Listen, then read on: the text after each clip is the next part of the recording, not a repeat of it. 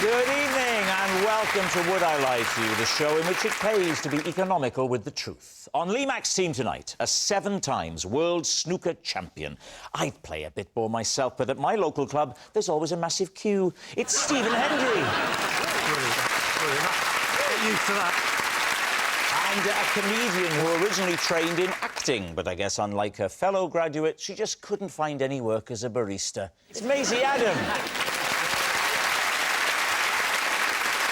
And on David Mitchell's team tonight, a TV presenter who was discovered during a modelling talent search. Well, weren't we all? It's Laura Whitmore. And a comedian who used to work in a call centre, so if he doesn't make you laugh, at least he can help with your PPI. It's Chris McCausland. We begin with round 1, Home Truths, where our panellists read out a statement from the card in front of them. To make things harder, they've never seen the card before. They've no idea what they'll be faced with. It's up to the opposing team to sort the fact from the fiction. Chris, you are first up. OK, well, I'm still blind. Neither of my PPIs work. So, David, would you save us all a lot of time and read my card out for me, please? Gladly. During lockdown, I bought a pogo stick to use as a home school teaching aid. All right, Lee's team. OK, so, Chris, have you got children? Just the one. And this was for, what, your homeschooling PE or something? Yes. When we did homeschooling, we split up the tasks. I was in charge of PE and maths, and my wife was in charge of reading and art for obvious reasons. And what age is your child? During lockdown, she was 6. And do you do anything else for PE or just pogo stick? I'm quite a lazy guy, Lee. So I realised that when you're on a pogo stick and you're bouncing away, what you're trying to do is see how many you can do. How many repetitions without touching the ground? Yeah, and maths You have is to also... touch the ground, Lee, to be fair. Otherwise it's levitating, which we still haven't mastered.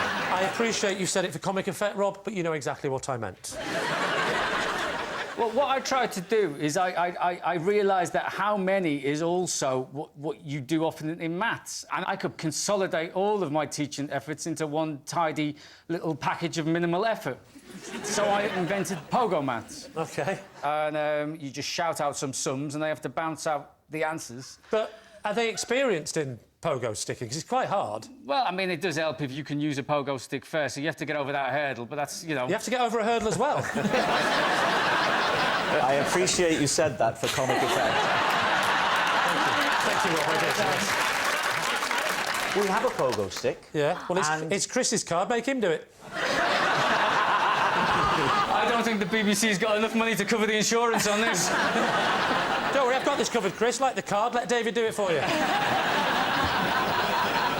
There is a pogo stick behind you, I believe. Oh, my gosh. There it is. Don't do it there, and make sure you're 2 metres away from me. Right. Down you go. Now, Chris... Hang on, let me have a practice go first. He's not doing This is it, going Chris. really well, Chris.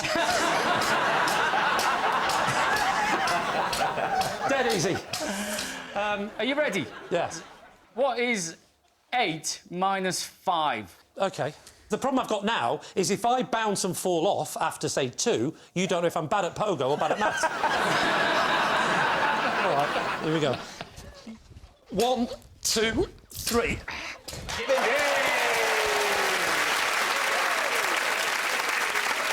Well, this is good because you've got to get them all right if you want to do dinner tonight.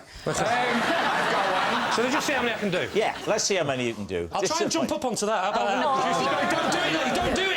1, 2, 3, 4, 5, 6, 7!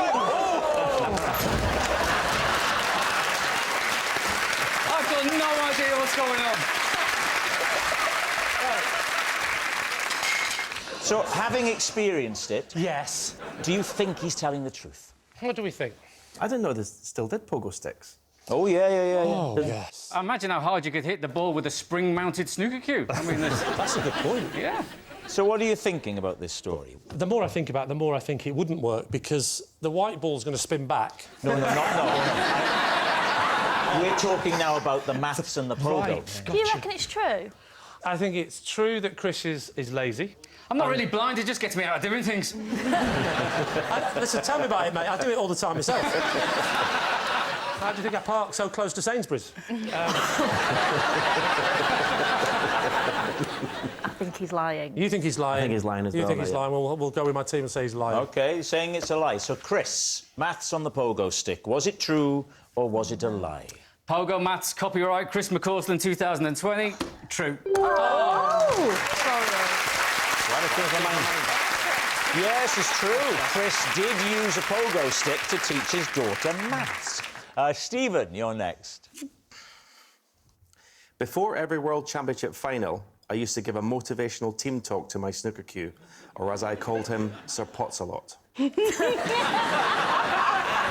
David's team. That's true. I just hope it's true. Could you give us a flavour of the motivational talk you'd give Sir Potts-a-lot?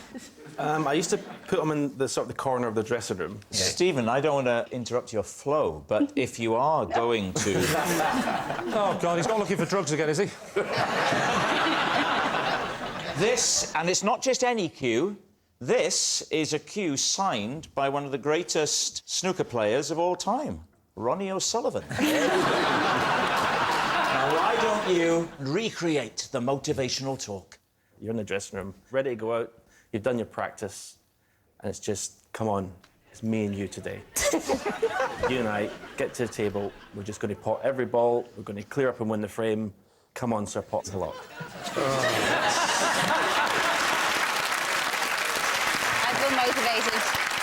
Stephen, I'm buying into this. But if you were playing and it wasn't going that well and you came in for the break, would you give it a stern talking to?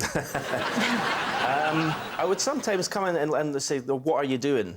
You know, because it's not, because obviously it's nothing to do with me. It'd be great if the cue went, what am I doing? What are you doing? When did you first acquire Sir Potts-a-lot? 14. You were 14 years old? Yep, and it got actually broken later on in my career. I come back from Thailand. Yes. We couldn't take the cues on board after 9/11. Yes. So we had to put them in the luggage. That's the problem with 9/11. The queues got a lot worse, didn't they? Very good. Chris, are you a snooker fan? You seem to know the lingo. I haven't always been blind, so I used to watch it and I played it as well until my eyesight got worse. So I had to reduce myself down to a pool table and then, you know, and then drafts.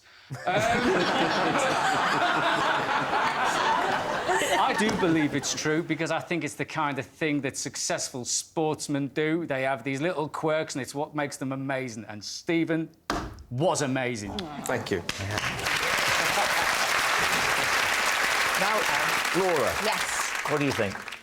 I think it's true because when you speak about Sir Potts-a-lot, your eyes light up and you're so enthusiastic and excited.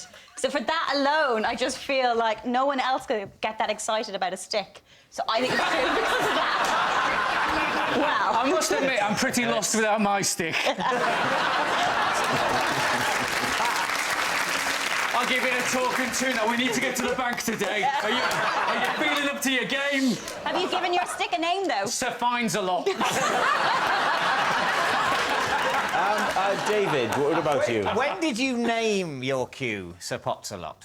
It was a name, actually, my granny gave it to, so... I have to say, if this is a lie, I'm going to totally re-evaluate you as a human being.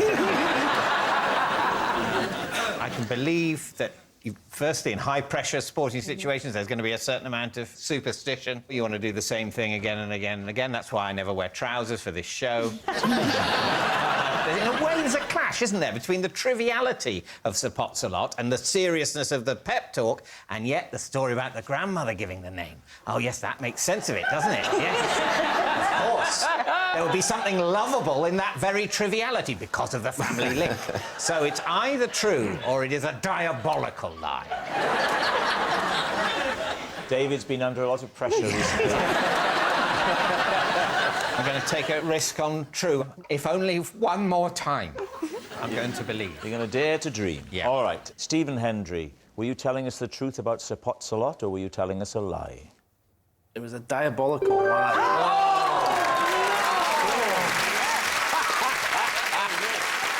There it goes. There it goes. goes the last glimmer of faith in humanity. Flushed down the toilet. Yes, it's a lie. Stephen didn't give motivational team talks to his snooker cue. Maisie, you're next. Once, while trying to impress a date, I landed flat on my back in a flower bed. David's team. What were you doing to try and be impressive? It was actually leaving the date. Oh. I accidentally left from a great height. When you said that, I thought, like, being on your back was what you were doing to impress them. Like, No, I'm getting not on that your kind of back. girl, Laura. OK. Laura, everything isn't Love Island. I'm confused as to where I am. Laura, you say you're confused about where you are. Just look to your left. You know you're not on Love Island. Now, tell me, Maisie, where did this happen? This was in New Zealand. New Zealand? Yeah, I got to know a guy out there, and he asked if I wanted to go back and see his record collection. Behave. We got talking about music, and we went back to his house to listen to records. But he tried to play guitar along to the record. He sounds like an awful human being. So I decided I'm gonna head off. Was now. that the difference between fancying him and not? The fact that he When got he the played guitar guitar out? along to the record? You would not like to go around to his house. So I called a taxi and sat on. I was perched on the window with the window open. And I thought, it's arrived, it's outside. And I went, thanks very much, see you later. And because I thought we were on the ground floor, I thought I'd just swing my legs over the window and run across the lawn. Which floor were you on, Maisie? So if the windows... 18th floor. You forgot the 19 minutes going up in a lift. No, see, one floor up. What? One floor, but Yeah. I just forgot that. We've You'd been climbed chatting the for a steps in a while. state of high arousal and therefore forgotten about them. Is that right? You should write erotica. Who's to say I don't? I have many names online. 50 Shirts of Grey. That's what it is.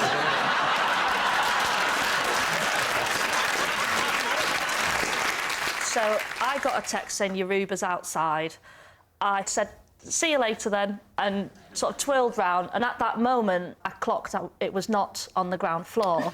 You fell an entire story. Or she made up a whole story.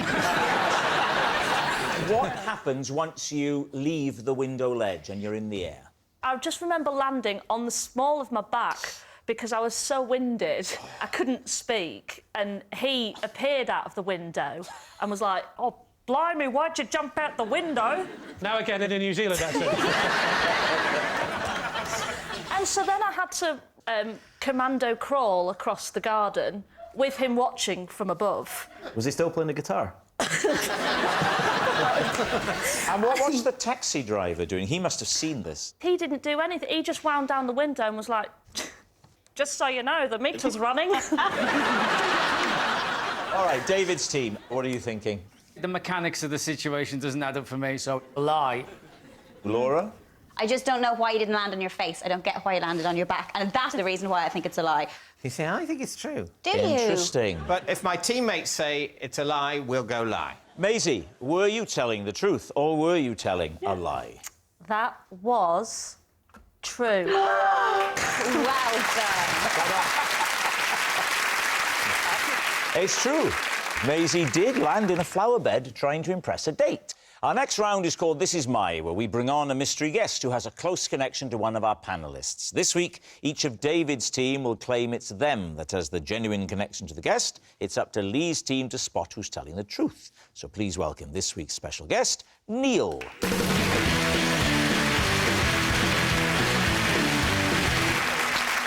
So, Laura, what is Neil to you?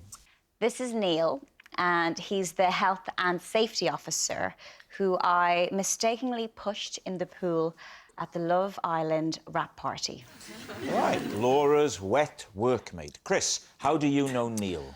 This is Neil, and I was once forced to stay at his house because I'd handed my own keys in to a lost property office. Chris's sleepover saviour. And finally, David, tell us about your relationship with Neil. David, look at him. You have never met that man in your life. On the contrary, this is Neil, and I once sat on his shoulders to get a better look at a fat chaffinch. So, there we have it. Lee, where do you want to start? Laura, Yes. when was this? Back in February, Cape Town. Why is there a health and safety guy, particularly on Love Island? Was he giving out condoms? Believe me, you need health and safety on Love Island. OK. But I actually had never met Neil before. I thought he was someone else. Who did you think he was? I thought he was Cliff. Who's Cliff? Cliff was my driver.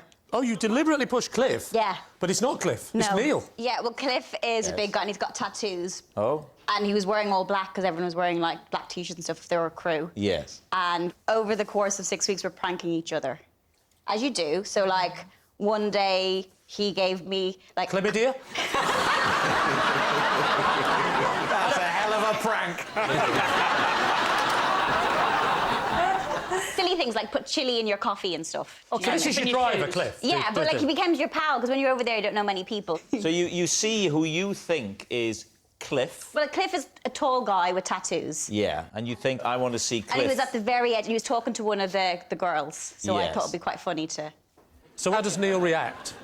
Well, he was quite wet, so I didn't really see him. I just saw when I turned around on the other side of the pool, I saw Cliff. Oh. Did he take it well, or was he... I mean, he looks like he's still in a bit of a mood with you. I don't remember there being laughing. So it was a bit tense. It was a bit tense, yeah. And this is the first time you've seen him since? I wrote him an email. I can't even remember what it said, but it was very brief. And it's actually quite awkward now. How much of Love Island have you watched, David? I mean, is it... I'm so sorry, what? I haven't seen that much of it. But No, that's how much of it have you It's an seen? embarrassing question to answer in the context of one of the programme makers, isn't it, Well, Rob? I mean, And I look- think on some level you know that. All right, well, that's Laura. Who would you like to quiz next? OK, Chris. Sorry, could you remind us again, Chris? This is Neil, and I was once forced to stay at his house because I'd handed my own keys into a lost property office. Whereabouts is the house? I live in the leafy royal borough of Kingston upon Thames. OK. So which lost property office did you hand the keys to? The Roundhouse music venue in London. So where did you find these keys? Well, they were my keys. So they were in your pocket? Yes. We'd been to the concert. Who were you seeing? Who were you watching? The late, great Chris Cornell, who's sadly no longer with us. Ah, yes. Are you familiar with his work, David? Nope. Do you know his work with Savage Garden? Now you've said some Savage other Garden? words in an order. What are they called? Soundgarden. What? Soundgarden. Yeah. Are you familiar with his work? Soundgarden! Oh, that is just brilliant. It's like watching two people on Last of the Summer Wine debating grime. Chris, So- who had you gone to the gig with? So I went to the gig with Neil. Neil's a friend of mine How do you know Neil? from childhood. Oh, so is he from Liverpool as well? Yeah. Does he live in Kingston? Yes. So, coincidentally, two friends from Liverpool grew up together, now live near each other, miles away in Kingston. Well, I wouldn't say coincidentally. I mean, we moved to the same place as each other. OK. So, talk us through the key mix-up incident. So I pulled out a tissue out of my pocket and I heard a set of keys land on the floor. And I thought, oh, hello, someone's dropped some keys there. I picked the keys up Yeah? and I didn't recognise them as my own keys. Why, what do your keys have on them? Like a... Well, what fob had or happened is something? I'd put a new keyring on them earlier that day and I just didn't recognise them The instantly. new key... What was the new key ring? It was a heavy-duty Harley-Davidson. A whole-size bike? So I held them up in the air Yeah. and shouted, has anybody lost any keys? And nobody answered. How come you didn't check yourself first and Because go... I didn't recognise them as my keys. But did you not think you'd check your pockets to see if you had your keys on you? Well, would you check your pockets for your keys if you found keys that you didn't think were yours? But I would have thought the first thing to do is have a feel to see if your keys are in your pocket. If you owned a red phone and you found a blue phone on the floor, would you check your pocket to see if you still had your red phone? fair point. That's a fair point. So nobody claimed ownership of them, and so I asked Neil, can you go and hand these in at the lost property, because somebody's dropped them. Yeah. Right. And then I went home. Right. So I get dropped off, and then I'm having a rummage, and I'm like, I don't know where my keys are. I've lost my keys. That's a bit funny, isn't it? On the same day that I found somebody else... I see what's happened here. And then I had to phone Neil and ask him to come back and get me. What colour was the phone? It's a lovely image, isn't it? Those two up north in Liverpool going, one day I'm gonna move away to London. And the other one going, can I come? Of course you can, Neil. You can look after the keys and I'll buy us a lovely big house. All right. What about David? You sat on his shoulders. Yeah, remind us of this claim. Yes, I once sat on his shoulders to get a better view of a fat chaffinch. Is there a breed called a fat chaffinch? No, this was a rotund example of the common or garden chaffinch. Where did you have to It was sort look of over? up in a tree, and Neil was keen for me to get a good look at it. Why? Because I'd expressed an interest in birds. He said there was a lovely, you know, interesting, quite fat chaffinch in this tree. And I sort of went, oh, yes, I can... Yeah. But Neil felt I could get a better look at it, and he was right. I didn't get a perfect view. I had a sort of sense of a bit of wingtip coming over the side of the... I can see it now. Neil is literally stood there going, thank God I don't really know this man. And I sort of climbed up, there was a bit of a gate there. Right. And I climbed up a bit. Can I just interrupt you a second, David? Let's just get to the nub of the issue. How the hell do you know him? Because I was staying with my family in a holiday cottage in Cornwall, let's say. Yes, Cornwall. And he lived in a nearby cottage. And one morning, it was a lovely... One morning he said, hello, young David, who I've never met before. Have you ever seen a chaffinch? Yeah. How old were you? It was last year, so I was... Last year, you got on his shoulders. I just assumed it was from your childhood. I mean, no. This is current me, and what I am asking you to believe is that Neil is strong enough to bear the weight of me for a few brief moments while I enjoy the miracle of nature. Well, why is he there? Well, he lives near there, and he happened to be there. Just happened to be in the garden? I don't know. Was he in the garden? He happened to be there. For all I know, he'd been waiting there all night. Right. But I assumed we'd just encountered each other. Is this in the back garden? No, a little gravelly area At the outside front? both cottages. Yeah. Casual chat. Yeah. Lovely to be here. Yeah. And he says there's an interesting fat chaffinch. Let's not forget, you said you were on gravel, so if this went wrong, it would... As somebody who has fallen from a height, this is... Gravel's not what you want a flower bed. I wasn't in a position to ask for the ground to be relaid. How did you get on? I don't mean, oh, we went out for tea and How did you get on his shoulders? Up the gate. Oh, you said you got on the gate, stepped on his shoulder. How long were you up there for? No more than an hour. An hour? For the bird watchers, paint a picture of the chaffinch. It's sort of pinky front. Pinky front. A brownie back. Brownie back. Yeah. And, you know, beak and eyes. So evocative. Back to you in the Springwood studio. All right, we need an answer. So, is Neil Laura's wet workmate, Chris's sleepover saviour, or David's bird-watching buddy? I have to say, first impressions are that Neil and Chris look about the same age. But the bit that I'm doubting is he heard the keys drop and he's just taken something out of his pocket. I mean, if you drop keys, you know you've dropped keys, surely. There were literally thousands of people coming out of this building, creating noise and mayhem. There's a lot of Savage There's a Garden lot of fans. stuff going on. Go, what do you think? I think Laura's telling the truth. You think Laura's telling the truth? Yeah. Why? The tension was there. You think there's a tension? Yeah, there was an awkwardness. OK, well, go with my team and say Laura. You think it's Laura? Neil, would you please reveal your true identity? And Neil. And Chris had to stay at mine after handing his little keys into lost property. Yes, Neil is. Chris is sleepover saviour. Thank you very much, Neil. Which brings us to our final round, quickfire lies, and we start with... It's Lee. For the last 6 months, I've been secretly liaising with David's wife behind his back. I mean, I'm interested to know what that means. What was the reason? To make communication with her. We've been emailing backwards and forwards. And... Look at David's face. He looks genuinely concerned. Why did you email her? Email her is very, like, formal. She wouldn't answer my calls. I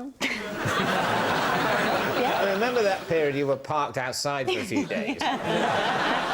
This is Victoria Corrin Mitchell, just in case people... Is it? ...don't know. I've been emailing the wrong person, I've got to go. So why have you been communicating well, with her? I asked her a question.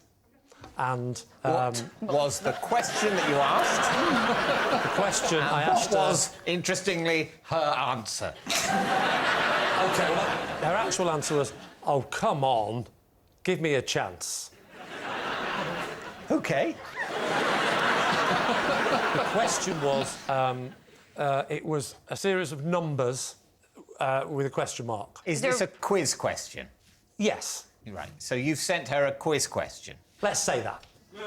So all this is, everyone, and there's no need to think about anything else. Yes. It's just a question for the sequences round of Only Connect. Let's go with that.